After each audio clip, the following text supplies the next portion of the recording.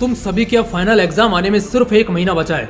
हाँ जानता हूँ, मोटिवेट करूंगा तो 2-3 दिन की पढ़ाई होगी, लेकिन हमें अभी ये आखिरी का पूरा महीना पढ़ना है, इसलिए समय बर्बाद नहीं कर सकते और ना ही दिल भारी कर सकते हैं। देखो, कोई फर्क नहीं पड़ता कि तुमने अभी तक कितना पढ़ा है या कितना नहीं पढ़ा, सीधा सा ये सोचना है कि अभी आखिरी का 1 महीना हमें कैसे पढ़ना है।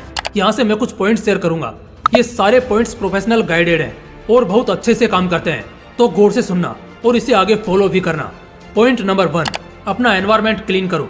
कई टॉपर्स बताते हैं कि एग्जाम शुरू होने से पहले, खासकर 1-2 महीने पहले, जो पहली चीज वो करते हैं वो है कि वो अपना पूरा वातावरण क्लीन करते हैं, यानी साफ करते हैं। साफ करने से मेरा मतलब है हर वो चीज जो उन्हें डिस्ट्रैक्ट करती है उसे खुद से दूर करते हैं।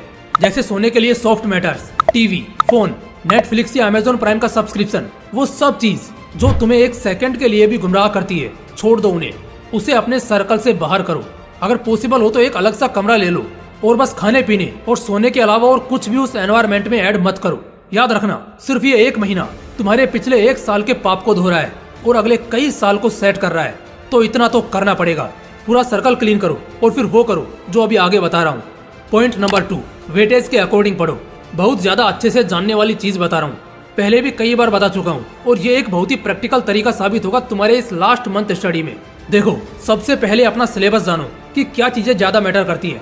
मैंने बहुत से स्टूडेंट्स को ऐसा करते देखा है कि वो रातों रात पूरी किताब रटने चल देते हैं। गलत है, ये बहुत गलत है दोस्तों, सीरियसली कह रहा हूँ। ऐसा करके आप सिर्फ और सिर्फ अपना समय और दिमाग दोनों खराब करते हो, क्योंकि आप पूरी किताब नहीं रट सकते और सिर्फ एक किताब नहीं पढ़नी है, दूसरे 4-5 और भी सब्जेक्ट्स हैं।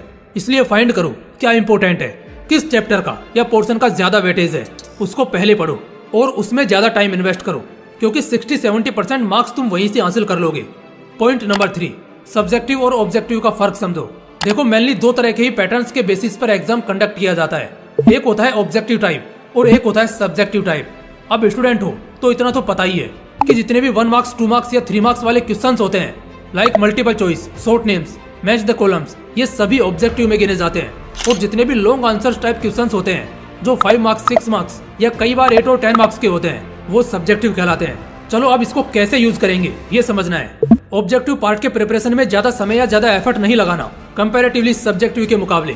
तो यहाँ पर एक क्रोनोलॉजिकल ऑर्डर में तैयारी करने की जरूरत नहीं है कि पहले हम छोटे से शुरुआत करेंगे, अब इतना समय नहीं बचा, इसलिए हम सबसे पहले यहाँ पर इन दोनों का पार्टीशन करेंगे, जो वेल नोन आपके बोर्ड प्रैक्टिस पेपर में या प्रीवियस ईयर क्वेश्चन पेपर्स में आपको मिल जाएगा। ठीक इसके बाद जब इन दोनों का फर्क मालूम पड़ गया तो सब्जेक्टिव से शुरुआत करना है, वेटेज को ध्यान में रखते हुए, क्योंकि ऑब्जेक्टिव लास्ट डे भी कवर हो सकता है, मगर ज्यादा मार्क्स वालों को आखिर में कवर करने का सोचोगे तो चक्कर आ जाएगा और कुछ भी दिमाग में नहीं घुसेगा।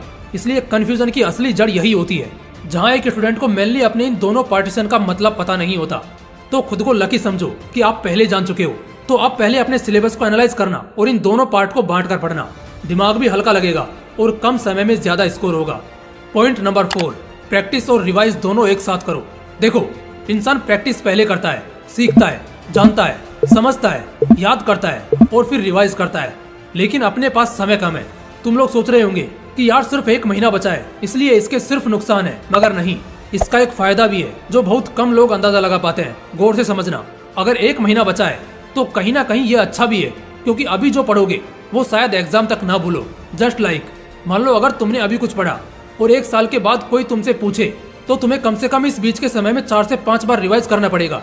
लेकिन अब क्योंकि सिर्फ 1 महीना है तो यहाँ प्रैक्टिस ज्यादा करो, याद ज्यादा करो, और यहाँ बहुत ज्यादा रिवीजन पर फोकस नहीं भी करोगे तो चलेगा।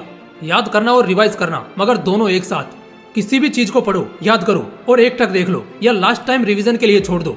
अलग से टाइम शेड्यूल करने की जरूरत नहीं है, साथ साथ पढ़ो, याद करो और उसके साथ ही रिवाइज कर लो, क्योंकि दिमाग के पास इतनी ताकत तो आराम से होती है कि वो 1 महीना क्या, सालों तक भी कोई बात याद रख सकता है। इसलिए बिंदास पढ़ो। पॉइंट नंबर 5, टॉपर्स की हेल्प लो।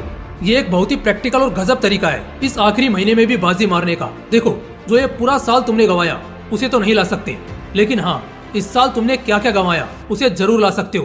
कैसे, बताता हूँ। तुमने समय गंवाया, इसके साथ साथ टीचर ने क्या क्या पढ़ाया वो सब भी गंवाया। लेकिन जो टॉपर्स हैं, जो क्लास में हमेशा प्रेजेंट रहे हैं और हर क्लास को अटेंड करते हैं, उन्होंने सब किया है। तो इतना तो कन्फर्म है कि अगर तुम उनकी हेल्प लेते हो तो उस वक्त आसानी से वो 80% चीजें तुम वापस जान जाओगे जो तुम्हें नहीं पता होगी, जो तुम एब्सेंट होने के कारण गंवा चुके थे।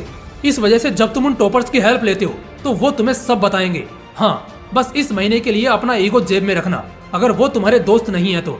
इसके साथ ही जो टीचर्स या प्रोफेसर होते हैं स्कूल कॉलेज या क्लासेज में, उन्होंने कई साल ऐसे देखे होते हैं जिस वजह से उन्हें अच्छा एक्सपीरियंस होता है इसका कि एग्जाम में मोस्टली किस साइड का फ्लो आता है। ऐसे में हर टीचर चाहता है कि उसका स्टूडेंट अच्छे नंबर से निकले। इसके लिए वो एग्जाम से पहले हिंट्स भी देते हैं, जैसे इंपोर्टेंट क्वेश्चंस अंडरलाइन करा दिए या कुछ चीजों को अच्छे से याद करा दिया। अब तुम्हारा तो क्लास में ध्यान नहीं था, इस वजह से ऐसे वक्त पर टॉपर्स तुम्हारे बहुत काम आ सकते हैं। वो तुम्हें उन सभी इंपोर्टेंट चीजों को जानने और उसके प्रिपरेशन में हेल्प करेंगे। दोस्तों, अब भी 1 महीना बचा है, बहुत कुछ हो सकता है, लेकिन कुछ करोगे तभी होगा। मैंने इन 5 द मोस्ट इफेक्टिव और प्रैक्टिकल टिप्स को तुम्हारे साथ शेयर किया है, तो बस इन्हें अच्छी तरह आज से ही एग्जीक्यूट करो और पढ़ना स्टार्ट करो, क्योंकि यही 1 महीना तुम्हारे पूरे साल की गलती छिपाएगा और अगले साल का भविष्य बनाएगा। जय हिंद, वंदे मातरम।